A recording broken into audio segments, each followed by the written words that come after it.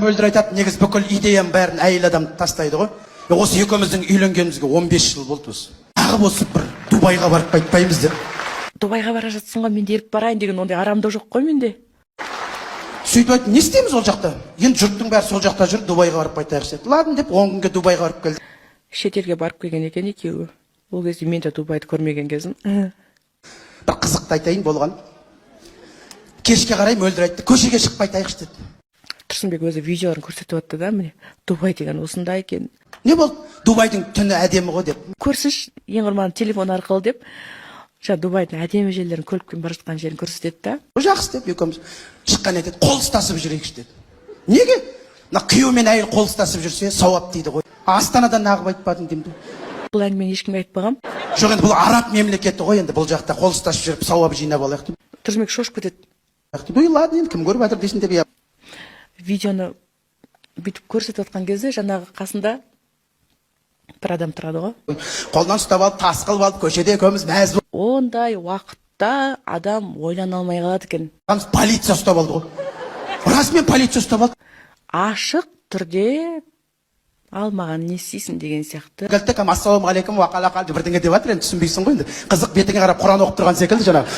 Сондай да сәттер болған. Өздерінің тілдері ғой енді.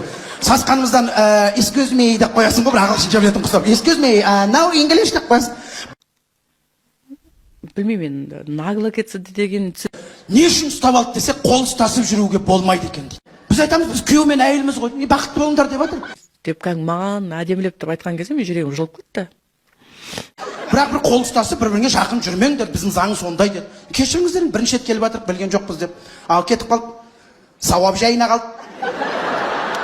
Екеуміздің арамыз метр жарым. Ана жақ тыныш. Міне мен сенмен ғанамын, мен саған адалмын деп сендіріп. Көшеде келатырмыз бе? Полиция көрсек бір-бірімізден қашамыз, құрсын әрі жүрсіз.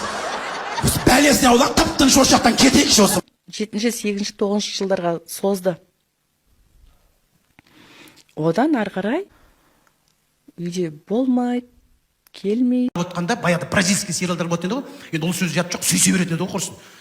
Сол моментте біз сезіміміз соншалықты, біз қазір сүйсін деп жатыр-ау дегенді түсінетінбіз біз.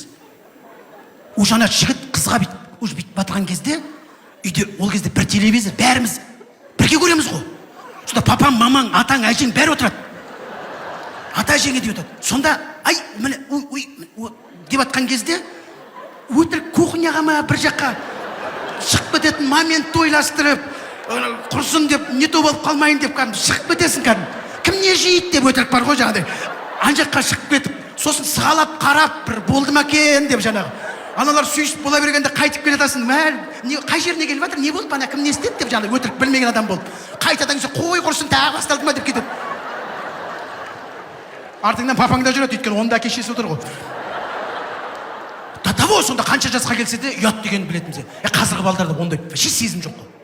Қазір бұрыш-бұрышта паркта сүйісіп жатады. Еуіп кеттік, ешқайсымыз айтпаймыз, қойсаңдар жай. Біз наоборот, міне, пара. Романтический. Молодцы, жастарға сүйіседі. Біз қайшан, оны сүйіспе келдіп, қазыға бетің айтып тұрады ол.